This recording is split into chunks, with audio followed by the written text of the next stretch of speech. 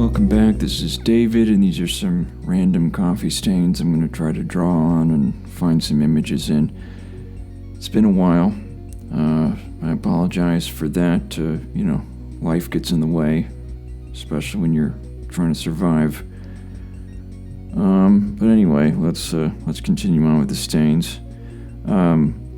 See, if you just start to outline these images, things just start coming to me. Like, it's kind of a fun exercise to pause the video and to see if you can see what I see, or we can compare ideas at the very end of the stain. Absolutely thrilling. So you just start to draw here, and here we see kind of like a little bit of a sleeve. Then we got a hand here, and then they got the shirt and the tie. It sort of reminds me of a guy I saw on the bus one time. I looked over, and his elbow was that time I cut my finger open on my clarinet reed in music class. Like, I cut it wide open, just bleeding everywhere, and it was all over my hand. It was dripping all over the clarinet. The whole thing was covered in blood, and all over my desk, and everyone was running and screaming, and the music teacher just stood there quietly and stared at me, and he eventually said, "If you don't stop bleeding all over my instruments, I'm going to eat your entire family." Then the bus pulled up to the terminal, and I got out as a transfer. It was a long commute to work. So this one right here, this kind of looks like a gun. Maybe it's one of those guns from Alien, those pulse rifles.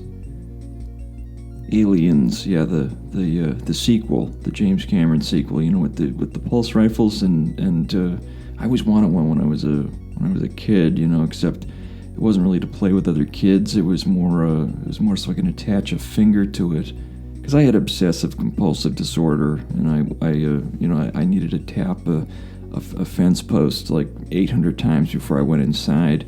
So this would speed up the process a little bit for me, especially when it started raining. And so that's all I thought about during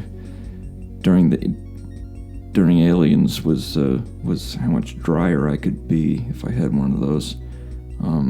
It just took forever most of the time.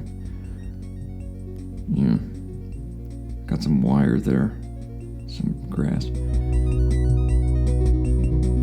So over here we have something that looks sort of like a bird. If I just draw around it, you can kind of see the feathers there. But there's not really much else indicating that we should go full on bird. So I'll just make it my Uncle George. He's a raging alcoholic. He's sleepwalking here. He's probably gonna go take a piss in the fridge. So I'll call this a house bird, just a raging house bird. So this one over here kind of looks like a baby. With the blanket when you're like a newborn baby, except it's more like a baby. It's more like a baby observational deck. Like on a skyscraper. It's quite high up, and there's some birds there. And I think instead of a placenta, I think we'll have a little net.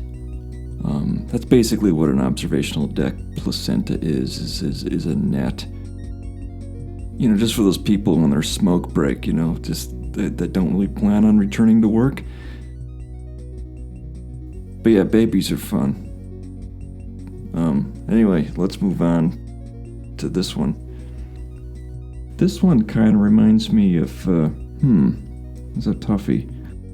This one looks like what's that show with the aardvark? I think it's an aardvark. It was in the 90s.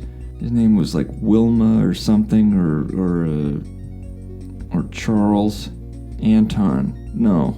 I can't remember, but it was an aardvark, and there was a lot of they canceled the show after a while because it was like a murderer that lived inside of his head, and he was it was an actual murderer on the set, and they like he eventually shot everyone.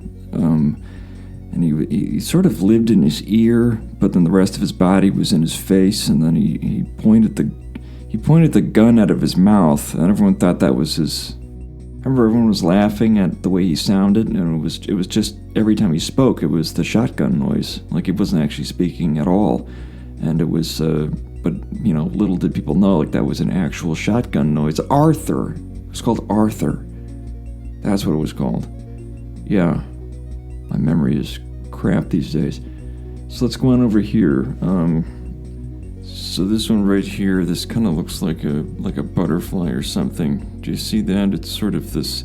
That's pretty obvious outline, but this top part here kind of looks like a check mark. Not like the Nike check mark, but more like the I voted check mark. The ones that people put in their profile pictures. They're like the same people that put vote in their status, like for 6 months in all caps, and then hashtag vote. Like they really want you to vote. Unless you're voting for the other guy, then they probably prefer you to stay home, I guess. But that's probably what happens to all these check marks after election season. I think they just grow another wing and they fly south for the winter, or until the next election cycle when they fly up to the Facebook servers and